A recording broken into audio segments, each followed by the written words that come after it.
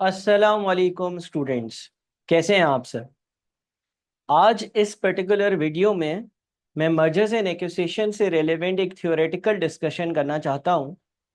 और इस specific video में जो चीज़ हम देख रहे हैं वो है criteria for choosing appropriate target company for acquisition. यानी कि एक्विजिशन की जो ट्रांजैक्शन होती है उसमें आप सब जानते हैं एक एक्वायरर है और एक टारगेट कंपनी है। तो जब एक्वायरर जो है वो टारगेट कंपनी को परचेज करता है, खरीदता है, यानी कि एक सूटेबल टारगेट कंपनी को आइडेंटिफाई करता है, तो क्या क्राइटेरिया होना चाहिए, क्या ऐसी कंडीशंस होनी चाहिए, क्या ऐसी बातें होनी चाहिए, या क्या ऐसी चीजें हैं जो एक्वायरर को एक टारगेट में देखनी चाहिए जिसको देखकर वो उसको परचेज करे। ये पोर्शन आपके थ्योरेटिकल एरिया में आ सकता है, यानी कि आपसे इससे रिलेवेंट जो है वो कहीं ना कहीं जो है वो थ्योरी से रेलेवेंट कोई बात पूछी जा सकती है। तो इन क्राइटेरिया को एक एक करके डिस्कस करते हैं। नंबर वन, सबसे जो पहली चीज है वो है strategic AIIMS and objectives of acquirer. यानी कि जो एक्वायरर है, जो टारगेट को खरीदने जाने वाली कंपनी है, उसका स्ट्रेटेजिक एम क्या है, उसके ऑब्जेक्टिव्स या उसके मकसद क्या है। इसके बारे में एक जुमला, एक सेंटेंस, एक पैराग्राफ में रीड करता हूं और फिर उसको आप लोगों को रिफ्रेश कर समझाता हूं। For example, a company might be seeking to grow the business by expanding its product range or move into new geographical markets. Acquiring a suitable business would enable a company to expand its product range or move into new geographical market.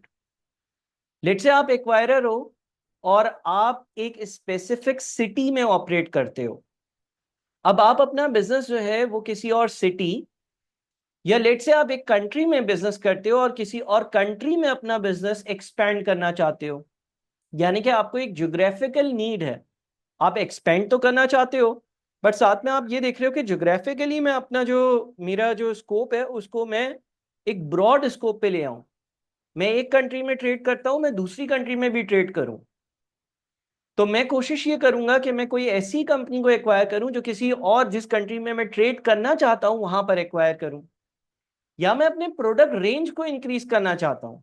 मिसाल ले लें कि late से मैं electric vehicles बनाता हूं और अब मैं ये चाह रहा हूं कि मैं इलेक्ट्रिक व्हीकल्स के साथ इलेक्ट्रिक व्हीकल्स में लगने वाली जो बैटरीज हैं वो भी बनाया करूं, वो भी मैन्युफैक्चर करा करूं। तो मैं एक सूटेबल ऐसा टारगेट ढूंढूंगा कि जो बैटरीज बनाता हो, ताकि मेरा जो बिजनेस है उसकी प्रोडक्ट रेंज जो है वो इंक्रीज हो जाए। ये पहली रीजन हो सकती है या पहला क्राइटेरिया हो सकता है जो एक्वायरर अपने टारगेट को परचेज करने के लिए कंसिडर कर रहा होगा।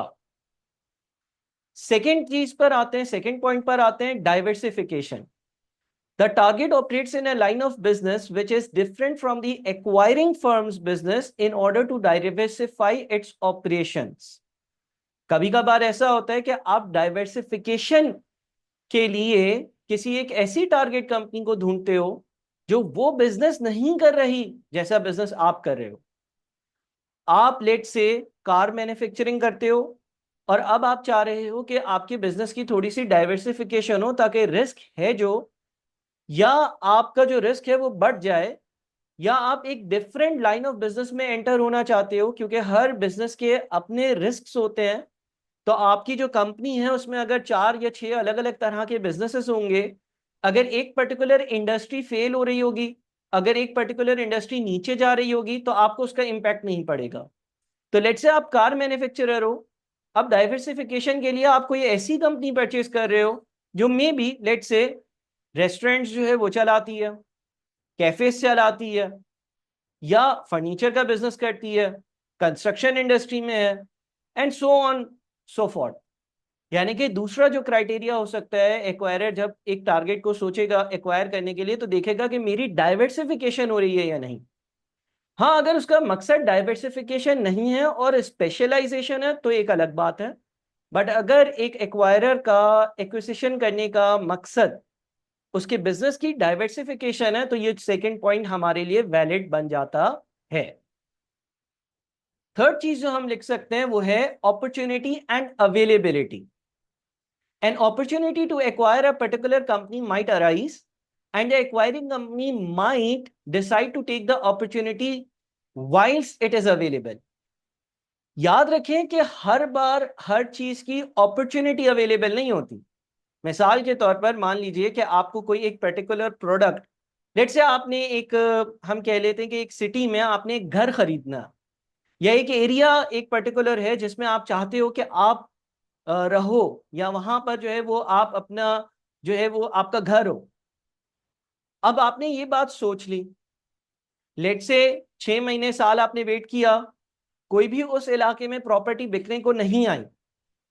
लेकिन जैसे ही कोई प्रॉपर्टी बिकने को आ गई, आपको पता चला कि यार अभी जहां पर आप एग्जिस्टिंग भी रह रहे हो वहां पर आपने 2-3 साल मजीद बैठना होगा, रहना होगा, कोई किसी रीजन की वजह से।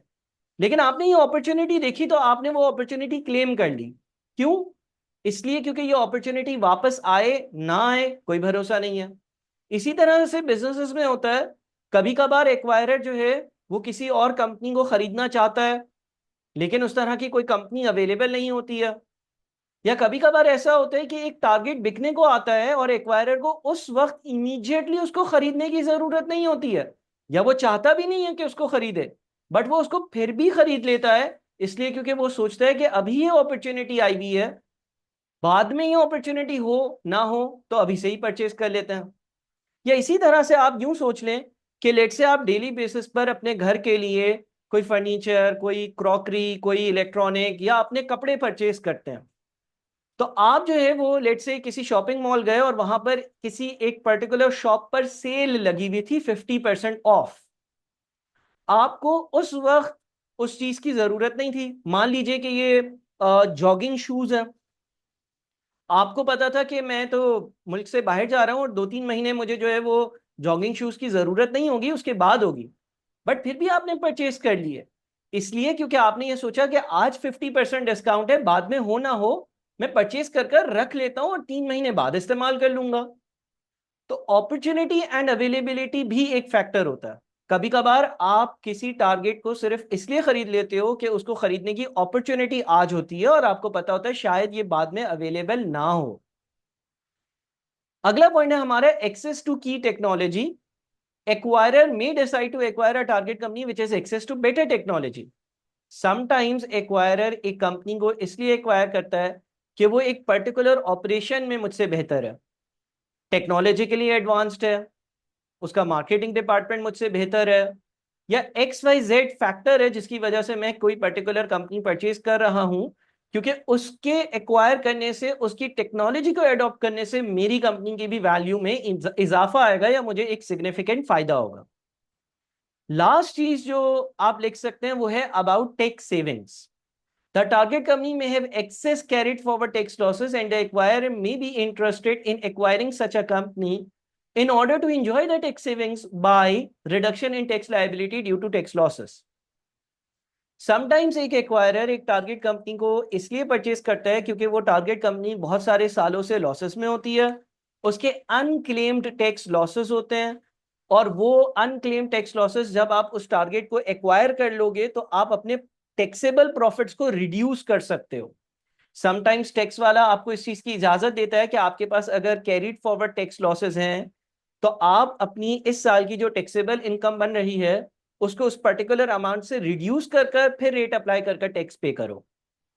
अब ये एक ऐसी चीज है जो स्पेसिफिकली न्यूमेरिकली कुछ क्वेश्चंस में आपके सामने आ सकती है। मैं इसको थोड़ा सा डिस्कस अगर कर दूं तो लेट से आपके 100 रुपीज का प्रॉफिट था, आपने एक कंपनी एक्वायर कर ली जिसके 100 रुपीज के लॉसेस थे, टैक्स लॉसेस थे, कैरिड फॉरवर्ड टैक्स लॉसेस। ये टैक्स से रेलेवेंट एक कॉन्सेप्ट है, आपने अगर टैक्स के पेपर में इसको कहीं ना कहीं शायद पढ़ा हो।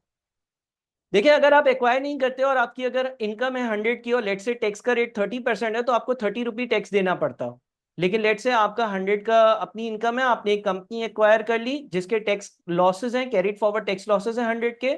इसका मतलब टैक्स वाला ये कहता है कि आप अपनी इनकम को 100 से रिड्यूस कर कर फिर टैक्स पे करना, तो आपकी जो इनकम है 100 की उसमें से ये 100 माइनस होगा, जीरो बच जाएगा, और जीरो पर जब 30% अप्लाई होगा तो आपको कोई टैक्स पे नहीं करना पड़ेगा। तो ये कुछ क्राइटेरिया हैं जो कि आपको थ्योरी में हेल्प आउट कर सकते हैं। थ्योरेटिकल आंसर्स में आप इन क्राइटेरियाज को मेंशन कर सकते हो। मैंने यहाँ पर आपके सामने जो है वो 5 बातें और उसकी कुछ डिस्कशन करी। आप इससे ज्यादा भी लिख सकते हो, it is a open paper, but आपको इससे आइडिया हो जाएगा कि किस तरह से आप कुछ बातें, कुछ जुमले थ्योरी के हवाले से अपने पेपर में लिख सकोगे। थैंक यू सो मच, अपना बहुत ख्याल रखिएगा।